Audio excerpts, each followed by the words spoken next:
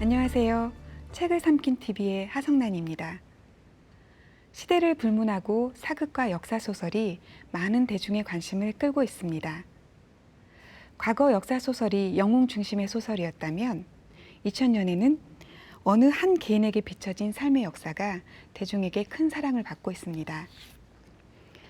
오늘 만나볼 작가 역시 역사라는 주제에 흠뻑 매료되어 있는 소설가입니다. 미실과 백범 등 5권의 역사소설을 발표해 독자들에게 다양한 역사소설의 재미를 알려주고 있는 소설가이죠. 소설가 김별아 씨를 화면으로 먼저 만나보시겠습니다. 그녀를 만나기 위해 찾아온 곳은 삼성역 부근의 한 레스토랑. 이곳에서 그녀가 독자들을 만난다고 해서 찾아왔습니다. 저녁 7시 30분. 약속 시간에 정확히 나타난 그녀는 호리호리한 키에 보는 이로 하여금 정신 번쩍 들게 하는 큰 눈망울을 가진 김별아 작가입니다.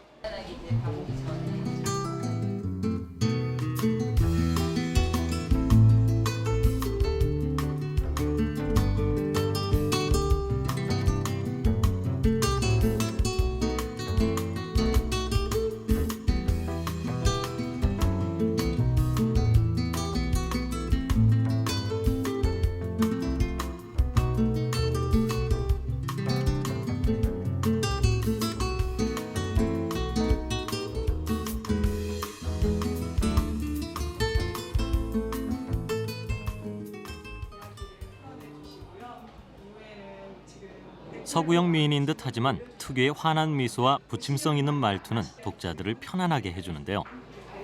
하시다 보니까 일이 조금 하셨고요.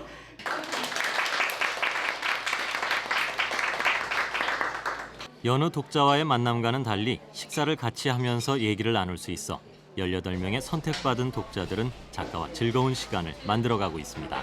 초반에 10년 정도는 제 개인적인 체험을 그들의 얘기는 자연스럽게 역사에 관한 질문들로 이어졌는데요. 되게 멋지고 우리가 흔하게 한국 소설의 많이 읽어도 여주인공이 나와서 읽으면서도 되게 그 문자는 되게 사람들은 그녀를 미실의 작가 김별아라고 부른다죠. 약간 그 정형화된 그런 여성을 정말 개인으로, 인간으로, 여성이기 이전에 그 군대에 대한 묘사가 굉장히 밀도 있고 혹시 군대를 안 갔다 오셔도 이렇게 굉장히 잘 묘사되어 있는 거 보고 이 뛰어난 작가는 역시 개인적 경험에 얽매이지 않는구나. 달려가서 내리자마자 유독 역사에 깊은 애정과 관심을 쏟고 있는 그녀는 벌써 6개의 역사 소설을 발표했는데요. 그런 그녀가 이번에는 근대를 배경으로 한 신작 가미가제 독고다이를 선보였습니다. 질시와 핍박을 받으며 백정의 삶을 산 할아버지와 신분을 속이고 일본인으로 새롭게 태어나 살고 있는 아버지, 그리고 그런 아버지에 이어 방탕한 모던보이로 살아가는 주인공 등 시대의 경랑에 휩싸이게 된 백정 3대의 이야기입니다. 비극의 시대를 살아가는 이들의 이야기지만 해학적이고 감칠맛 나게 그려 마치 한 편의 옛날 이야기를 듣는 듯한데요. 시대의 비극과 그 속에 가려진 삶의 진실도 만나볼 수 있어 특별한 경험을 선사하는 소설입니다. 역사적인 사실과 인물에 초점을 맞추면서도 매 작품마다 뛰어난 상상력과 허구의 재미를 독자에게 선사하는 작가 김별아. 그녀를 지금 만나봅니다. 소설가 김별아 씨 모셨습니다. 안녕하세요. 네, 안녕하세요. 네, 제 친구 별아인데요. 네, 오늘 김별아 씨라고 불러야 될 것 같습니다. 연재를 했던 가미가제 독고다이가 이제 책으로 나왔습니다. 어떠세요? 좀 쉬고 계신가요? 아니면 차기작으로 또 열심히 구상 중이신지요? 요즘은 조금 쉬고 있고요. 이게 작년에 작업을 했던 작품이고 좀 뭐 연재나 여러 가지로 이제 여름에 나와서 당분간은 조금 쉬면서 다음 작품 구상해 보려고 합니다. 원래 연재할 때도 하루하루 이렇게 꾸준한 양을 쓰시는 편이죠? 한꺼번에 많은 양을 쓰지 않고요. 아니요, 저는 그 하루하루 이렇게 아마 시간에 쫓겨서 하면은 못 견딜 것 같아서 이제 한꺼번에 좀 써놓고 조금씩 나눠서 네. 내는 편입니다. 네. 그런 작가의 개인적인 습관이 문장을 보면 다 드러나는 것 같아요. 예. 네. 올 봄에 산문집도 내셨죠? 네. 예, 좀 낯간지러운 제목인데 예, 본인이 스스로 말씀해 주세요. 저기 제목은 죽도록 사랑해도 괜찮아요. 네. 좀 낯간지럽죠. 예, 근데 뭐 그 좋은 생각이라는 잡지 웹진에 이제 격주로 연재했던 그런 에세이들, 네. 북 에세이와 또 제가 캐나다에 거주할 때 읽었던 시들을 가지고 쓴 에세이를 묶어서 그렇게 낸 책입니다. 네, 혹자들은 미실의 작가 김별아에 대해서 또 다른 면모를 발견했다라고도 말씀하시기도 해요. 그 에세이집을 보고요. 네. 지금까지 제가 좀 너무 사납기도 하고 불친절한 작가였다면 좀 모르겠어요. 그 나이를 이제 40고개를 조금 넘어가면서 연세 드신 분들에게는 외람되지만 기존과 좀 다르게 살아보고 싶다는 생각을 했었고요. 그리고 조금은 이제 현실에서도 좀 행복하고 또 힘들어하는 사람들에게 위안이 되거나 희망이 되는 얘기를 좀 같이 해보고 싶었어요. 그래서 네. 조금 기존의 작품들과 다른 느낌을 가지셨을 것 같아요. 네, 그동안 역사 소설을 5편이나 내셨어요. 네. 그리고 장편 미실을 내기 전에도 이미 소설집에 단편 소설로 내 역사에서 차용한 인물들을 그리셨었죠. 네. 제가 굉장히 인상 깊었던 단편의 이름이 두 사람의 이름인데 지금 쉽게 떠오르지 않는데. 상매와 자미. 맞아요. 예. 어떠세요? 역사를 통해서 새로운 어떤 현실의 어떤 비판을 한다는 점에서 똑같은 패턴이 계속되는 어떤 역사물에서 갖고 오는 어떤 장점도 있겠지만 네. 또 어떨 때는 그만큼의 한계도 부딪히실 것 같다는 생각이 들어요. 예. 그래서 이번까지가 이제 6번째 역사를 소재로 한 작품인데 그 이전까지는 저도 이제 개인적인 체험을 가진 좀 자전적인 소설들을 많이 썼다면 역사를 소재로 한다는 게 이제 여러 가지 매혹과 한계가 동시에 존재하는 작업인 것 같아요.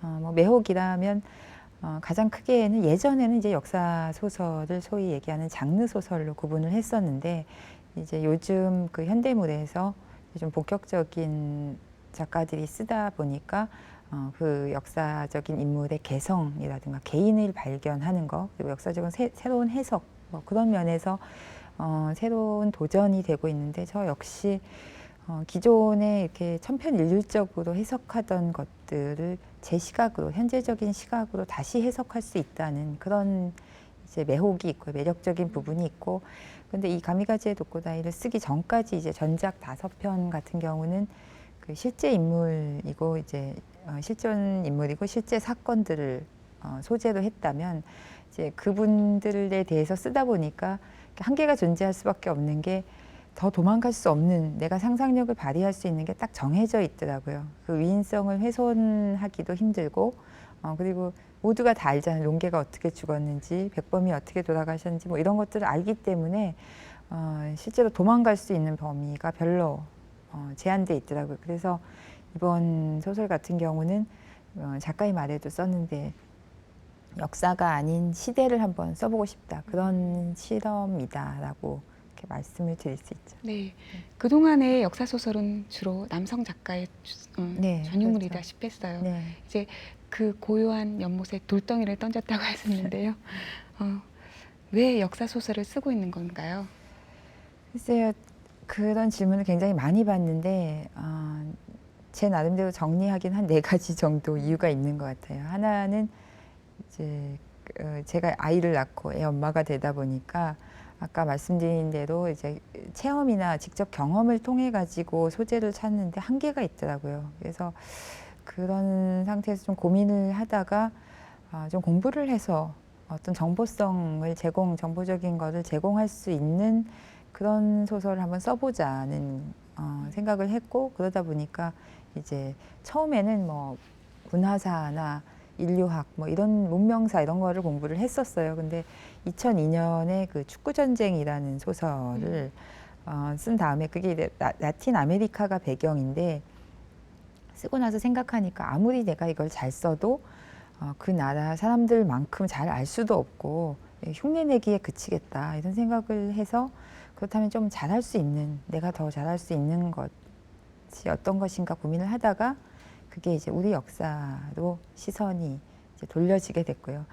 또 다른 하나는 그 아시다시피 저희 이제 무명 10년 세월을 보셨지 않습니까? 그래서 사실은 이렇게 뭐 제가 문학적인 그 처음부터 각광을 받거나 어떤 후광을 얻고 뭐 이렇게 작가 생활을 하는 그런 게 아니었기 때문에 그때 이제 10년 동안 그런 생각을 했어요.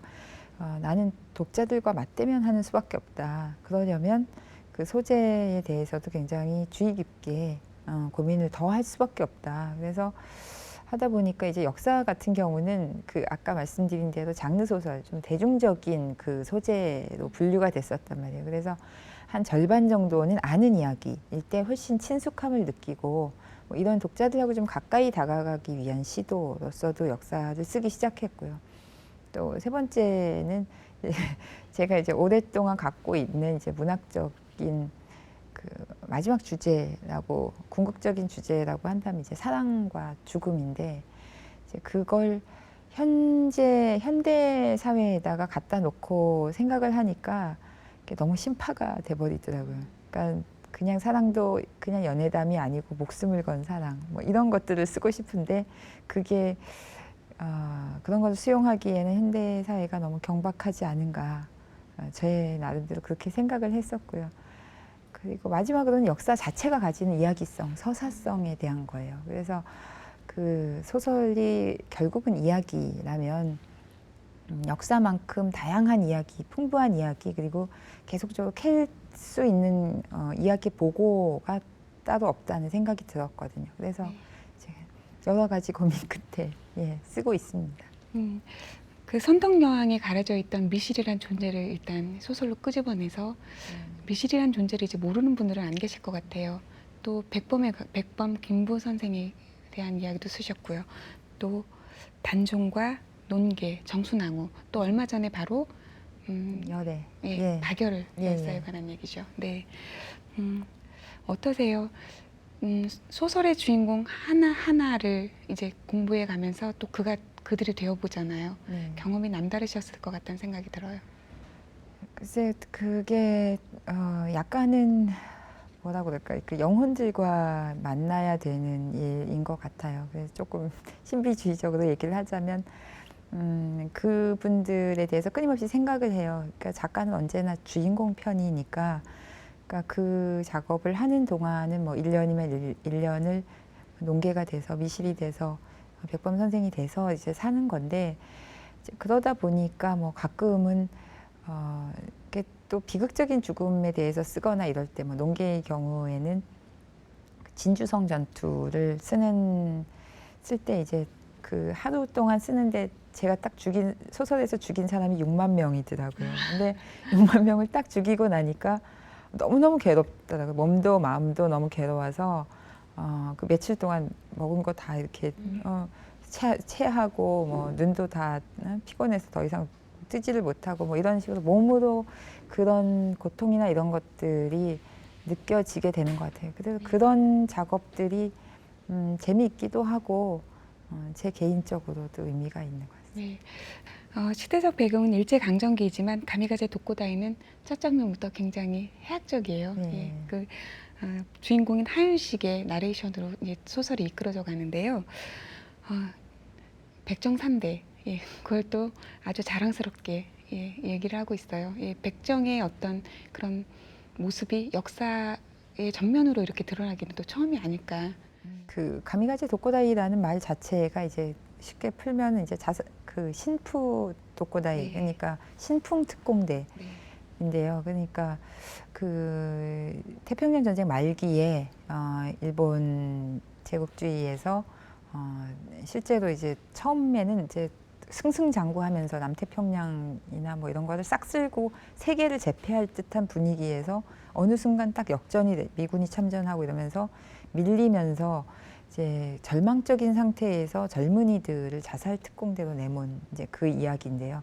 사실은 뭐 그거는 이제 일본 사람들이 자기 역사에서 다뤄야 될 부분이고 사실은 이 한 4, 5천 명으로 추산되는 가미가제 특공대 중에 뭐 11명에서 16명 정도의 지금 확인된 그 조선인 가미가제 네. 대원이 있었다. 특공대 대원이.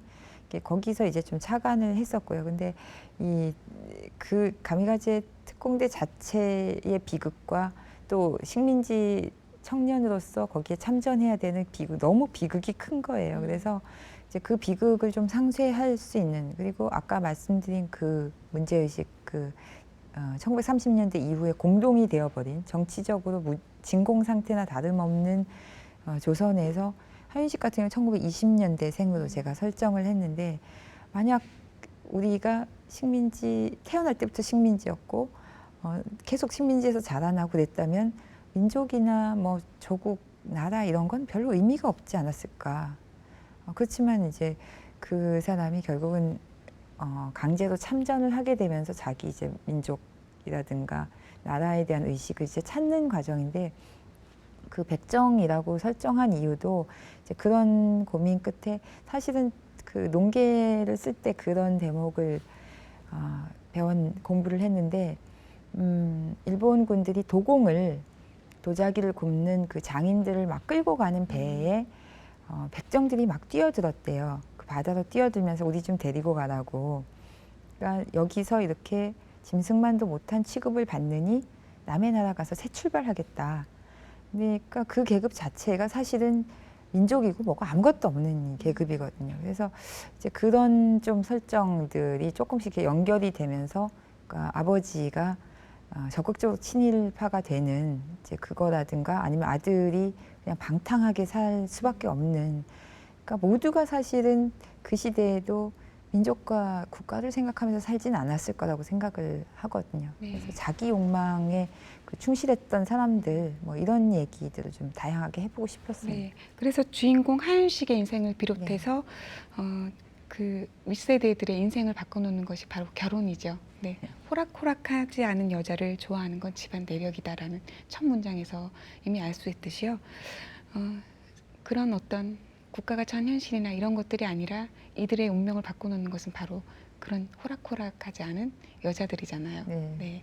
사랑이라는 것에 대해서 고민을 많이 하는데, 글쎄 이 전작들도 그렇고 저는 계속 사랑에 대해서 쓰고 있다고 생각을 해요. 근데 주변에 이제 같은 동료 작가분들은 김비연아가 연애 소설을 잘 쓸 리가 없다 이런 말씀을 하셨다는 얘기도 들었는데, 저는 그런 어떤 달콤한 말랑말랑한 간질간질한 연애를 쓸 수 없을지는 모르겠으나, 그 정말 진정한 사랑에 대해서는 굉장히 많은 고민도 있었고, 이제 저 스스로도 이제 그게 굉장히 중요한 테마라고 생각을 하거든요. 그래서 어떤 분들은 만만한 여자가 좋지 무슨 호락호락하지 않은 여자냐, 그런 현실에서 그렇지 않다라고 말씀하시지만, 그 호락호락하지 않은 여자들이라는 건 결국 자기 운명을 사랑하려는, 그래서 그 할머니 같은 경우도 양반 자제들에게 윤관을 당하고 난 다음에도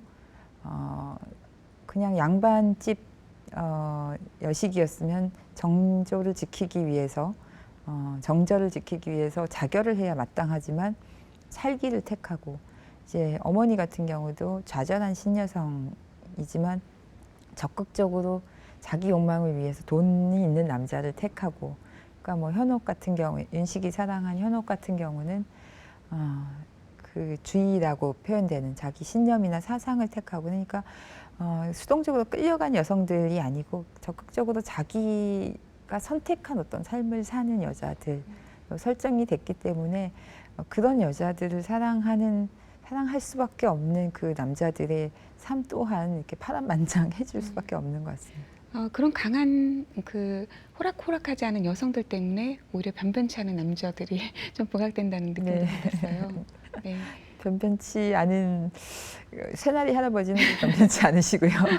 그런데 그 마지막에 이제 제 주인공인 그 윤식이가 결국은 이제 변변치 않은 허랑방탕하게 살다가 현옥을 통해서 구원을 받는 거거든요. 저는 그래도 사랑이 사람을 구원한다고 믿기 때문에 아무리 그런 방탕하라도 진정한 사랑을 만나면 실제로 구원 받을 수 있을 거라는 그런 착각을 좀 하고 있어요. 여전히. 그래서 근데 소설 속에서는 실제로 그 윤식이가 어처구니 없이 자기 목숨을 걸고 사랑을 해서 목숨을 건 그 특공대에 가게 되지만 결국은 또 현옥을 사랑하는 마음 때문에 그 살아남게 되는. 네. 그래서 그게 이제 뭐 단순히 연애담이나 이런 문제가 아니고 그 자기 삶의 구원으로서 그렇게 설정을 한 겁니다. 네. 문학의 숨결이 있는 공간 함께 하시겠습니다.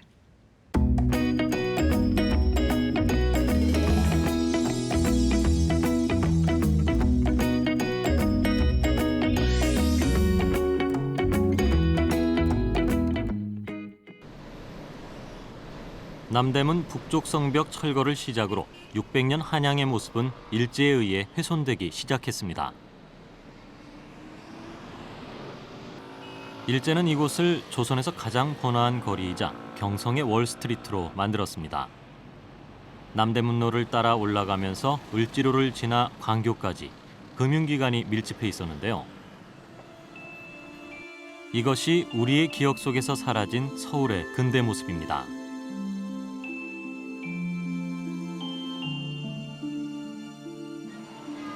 서울을 찾는 외국인들의 관광 1번지 명동. 일제강점기에 일본인에 의해 개발된 본정거리입니다. 근대의 서울은 맹렬하게 서구화되고자 했던 일본 제국주의의 욕망이 그대로 녹아든 향락과 소비의 도시로 탈바꿈됐습니다. 문학의 숨결이 있는 공간. 오늘은 소설 가미가제 도코다이와 영화 모던보이의 무대인 경성시대를 찾아갑니다. 30년대 경성시대를 가장 완벽하게 재현한 영화 모던보이. 영화 속 주인공은 일본인이 되고 싶다고 말하는 일명 모던보이인데요. 소설 속 하윤식 역시 경성거리를 누비며 화려한 욕망을 풀어내는 모던보이입니다. 본래 백정의 아들로 태어났지만 진주 하씨 족보를 산 윤식의 아버지는 창씨 계명에 이름을 아예 가와모토로 바꾸고 영화 속 주인공처럼 모던보이의 생활을 그대로 보여주고 있는데요. 자동차만큼 놀고 연애하기에 그저 그만인 물건이 없어. 드라이브 길로는 세종로 총독부 건물에서 경성역까지 쭉 뻗은 대로와 남산에 잘 닦인 오르막길이 제격이지. 여자를 꼬드겨서 수작을 나누기엔 한적한 용산교회가 최고고 말이야. 중학교 졸업하면 곧장 경성 운전자 양성소에 다녀서 운전면허부터 따. 부친의 기질을 그대로 이어받은 주인공 하윤식 역시 종로의 다방과 기생집, 남촌의 카페와 게이샤집을 전전하며 모던보이의 삶을 이어갑니다. 우리가 진정한 모던보이네. 조선인 노동자의 하루 일당이 60에서 80전 하던 일제 암흑기에 그는 커피 한 잔에 15전을 썼으며 맥주 한 병에 40전이나 되는 술집을 들락거리며 방탕한 생활을 하는데요. 술과 여자, 담배와 재즈는 모던보이들에게서 뗄래야 뗄 수 없는 장식이었고 나는 처음 카페를 출입하기 시작할 때부터 마코를 건너뛰어 고급품인 피존으로 담배를 배운 터였다. 전쟁이 해를 넘겨 계속되면서 세상은 점점 더 살벌해졌다. 남양 일대를 점령하는 과정에서 생겨난 수만 명의 연합군 포로를 관리하기 위해 대대적인 군속 모집이 시작됐다. 포로 수용소의 군속이라면 악역을 도맡아 해야 할 것이 불보듯 훤했지만 강제 지원병이나 강제 징용을 피하려 많은 조선의 청장년들이 이 일에 자원했다. 조국이 이렇게 피폐한 삶을 견뎌내는 동안 방탕한 생활을 일삼는 이들은 인생의 또 다른 국면을 맞이하게 되는데요. 영화와 소설 속에 등장한 두 모던보이는 사랑하는 여인을 위해 각자의 전쟁 속으로 뛰어들게 됩니다. 그들은 과연 어떻게 변화하게 될까요?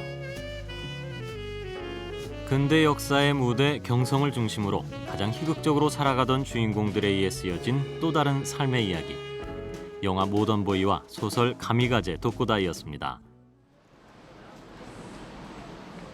일본인 관광객이 가장 많이 찾는다는 남대문 시장과 명동. 경성의 대표 번화거리였던 이곳에서 그 시절 모던보이의 흔적을 찾기란 쉽지 않습니다. 영화와 소설 속에서 되살아난 경성을 돌아보며 역사의 이면을 생각해 봅니다. 아, 예, 이제 새나리 할아버지와 아까 그 할머니, 바로 올미죠.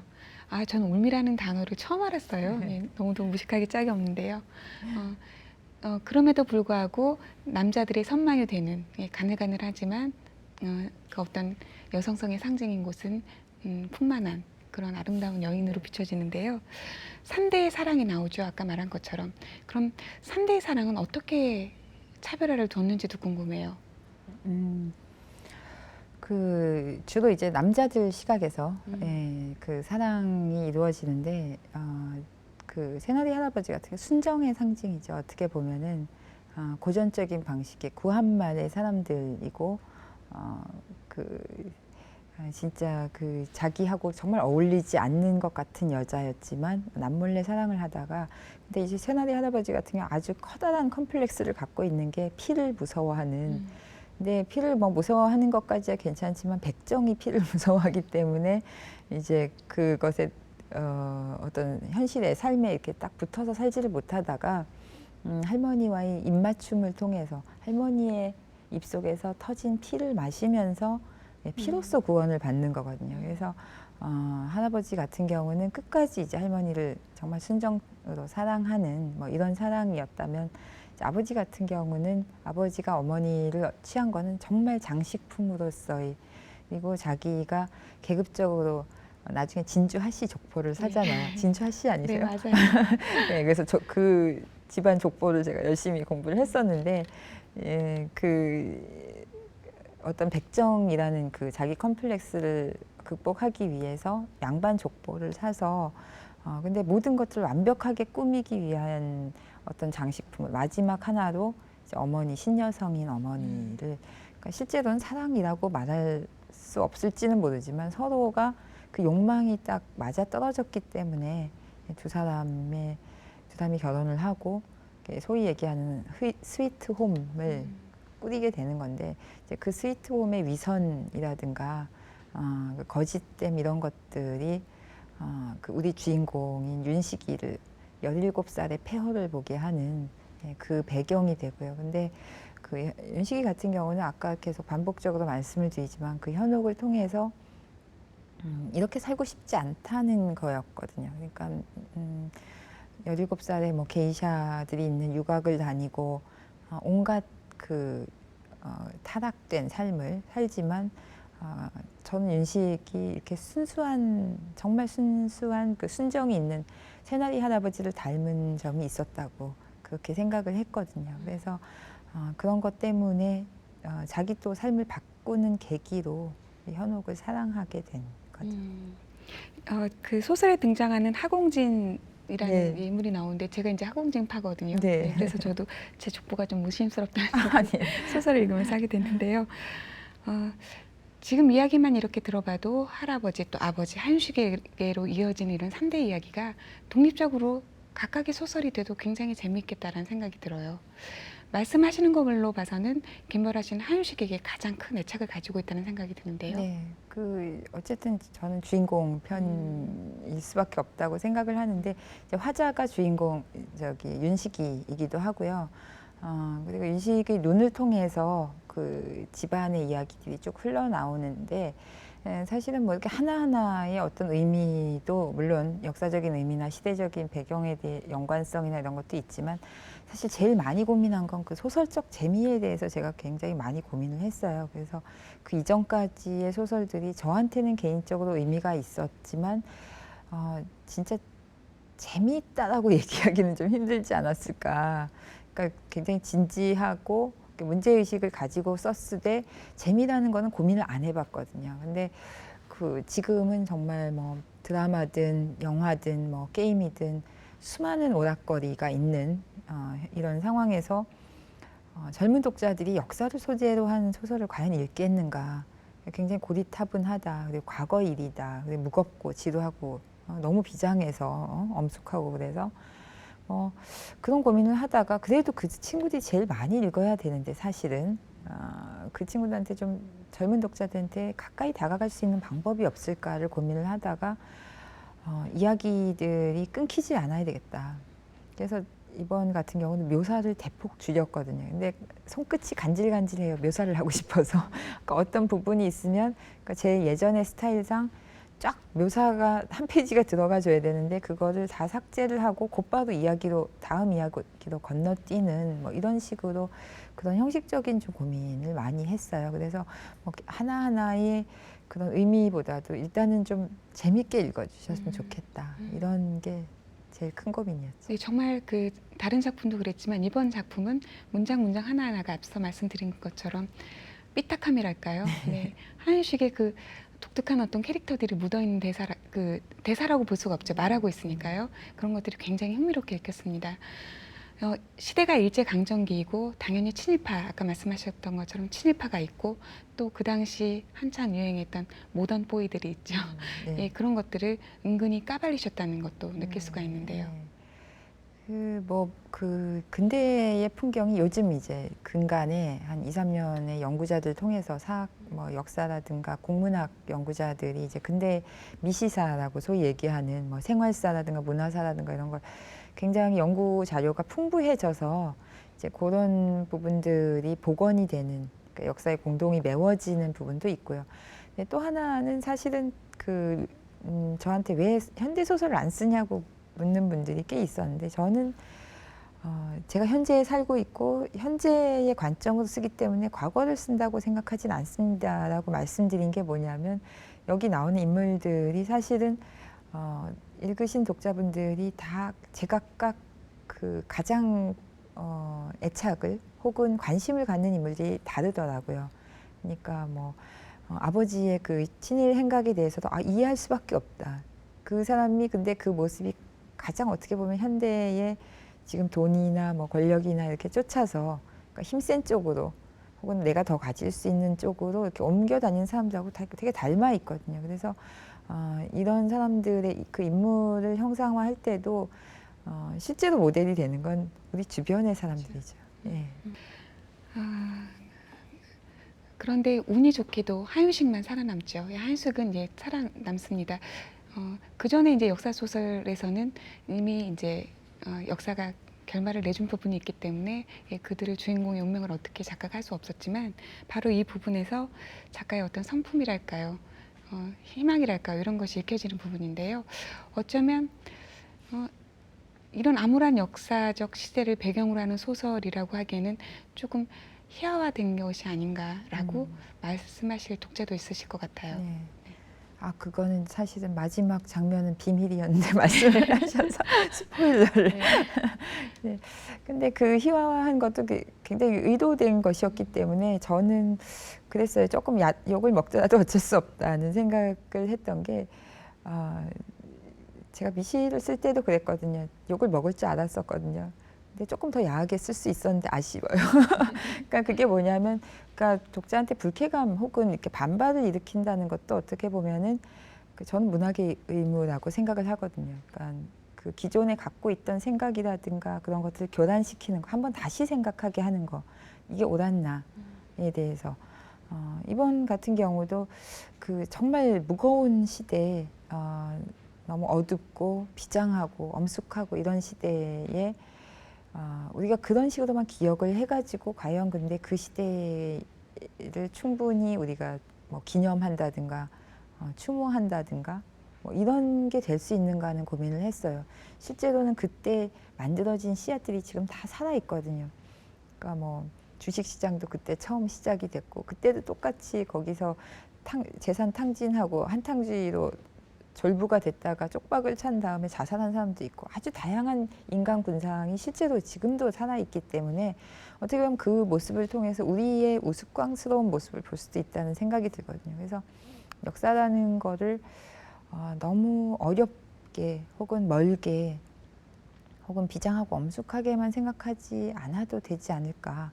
이제 조금 다양하게 특히 이제 젊은 세대들 같은 경우는 다양한 방식으로 만나야 되지 않는가 하는 고민을 했습니다. 저는 어쩌면 이번 작품인 가미가제 독고다이가 김별아 씨의 또 다른 소설의 시작점이 아닌가라는 생각을 해보게 됐어요. 네, 고민을 많이 하고 있습니다. 네. 이처럼 한 작품 한 작품마다 수많은 책들을 읽었을 것 같은데요. 소설가 김배라 씨가 읽고 매료당한 책들은 무엇이었을까요? 화면으로 함께 하시겠습니다.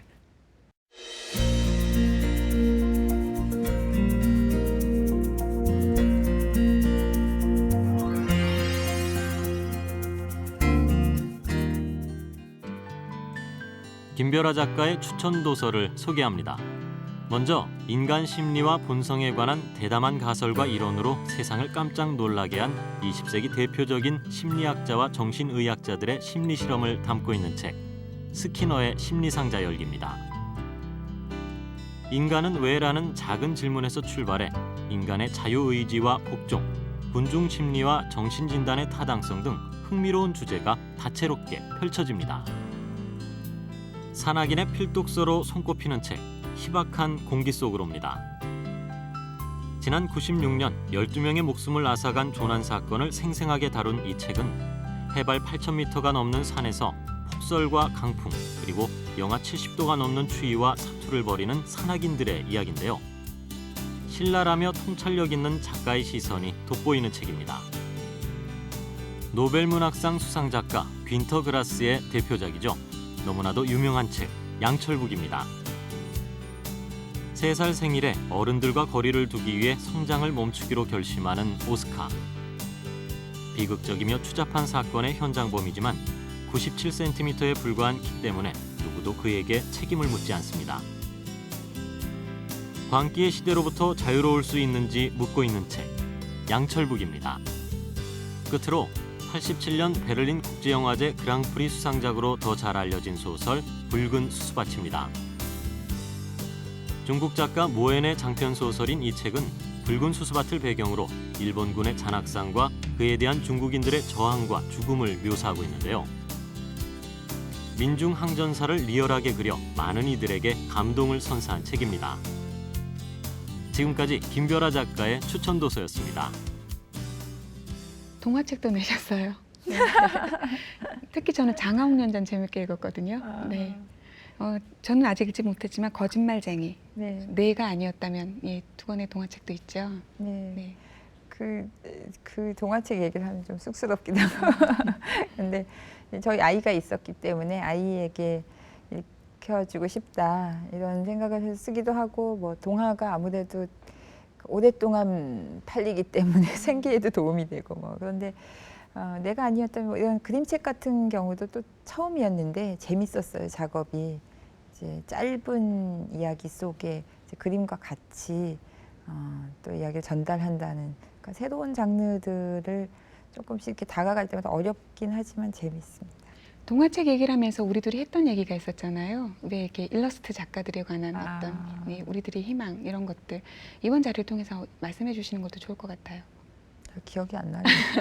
저는 아주 뚜렷이 기억하고 있습니다. 그래서 이제 제가 만드는 책에 이야기를 쓰기도 했는데요. 이제 우리 사회가 굉장히 다양화되었죠. 그런데 여전히 소설, 그러니까 동화 속에 일러스트 속에 주인공들은 여자아이는 이래야 하고 남자아이는 이래야 하고 또 전형들이 만들어져 있잖아요. 그것 때문에 이제 한번 그렇게 큰 소리를 내신 적이 있었죠. 기억을 네. 기억을 한 게 그 캐나다에서 자꾸 이제 얘기를 해서 죄송하지만 캐나다에서 책을 보다 보면 거기가 다민족 사회가 멀티컬처리즘이 이제 그 나라의 굉장히 커다란 이슈이자 모토인데, 동화책에도 그림책에도 여자애 남자애만 나오는 게 아니고, 그러니까 뭐 소위 얘기하는 비장애인만 나오는 게 아니고 장애가 있는 애가 꼭 나오고요. 그리고 이제 화이트만 나오는 게 아니고, 그러니까 흑인이라든가 뭐 아시안이라든가 유색 인종들도 다양하게 나오고요. 그리고 가족들도 꼭 결혼을 통해서 맺어진 그 엄마 아빠 아이들이 아니고 뭐 다양한 형태의 가족들. 근데 그런 것들이 그 내용과 특별히 상관없는 것 같은데도 그렇게 등장을 하거든요. 그래서 이번에 그림책 보면서 저도 그 얘기를 이제 나눴었죠. 그래서 이제는 우리도 이제 뭐 다른 정말 다문화 사회가 돼간다면 다른 인물들이 등장할 수도 있고, 혹은 뭐 진짜 장애가 있는 아이들에 대해서도 그림책의 주인공으로 등장할 수 있고, 혹은 친구 중에 하나로 등장할 수 있고 여러 가지 좀 다른 시도를 하지 않아야 되겠냐. 아예 예. 애시당초 편견이 없어질 수 있겠다는 네, 생각도 네. 들고요. 차기작 얘기가 이제 벌써부터 궁금하지 않을 수가 없어요.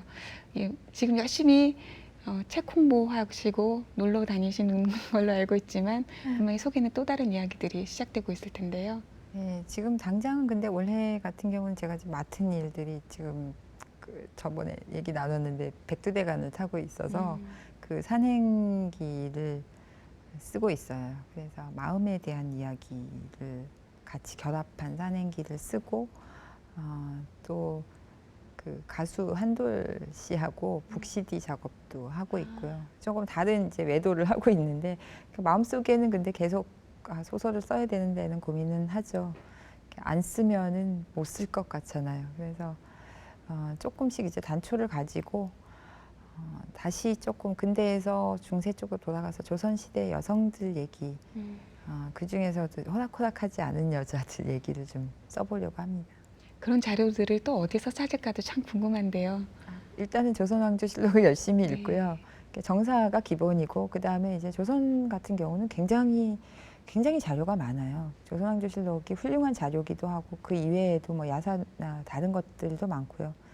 제일 중요한 거는 근데 그 시대를 어떻게 바라보고 그 인물들을 어떻게 지금 현재로 끌어내서 현재의 독자들과 만나게 하느냐 그게 더 중요한 것 같아요. 네. 네.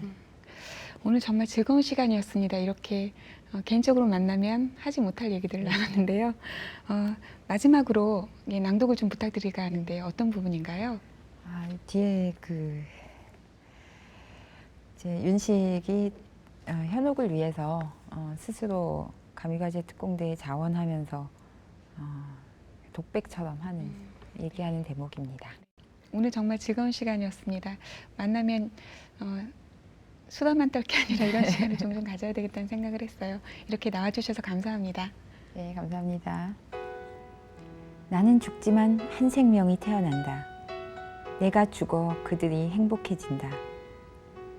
솔직히 까놓고 말해 형에게 현옥을 양보하고 입대했다는 사실에 속이 쓰린 적도 있었지만 공연한 허세와 만용으로 어처구니 없는 일을 벌였다고 스스로를 책망한 적도 있었지만 지금 이 순간 후회는 없다.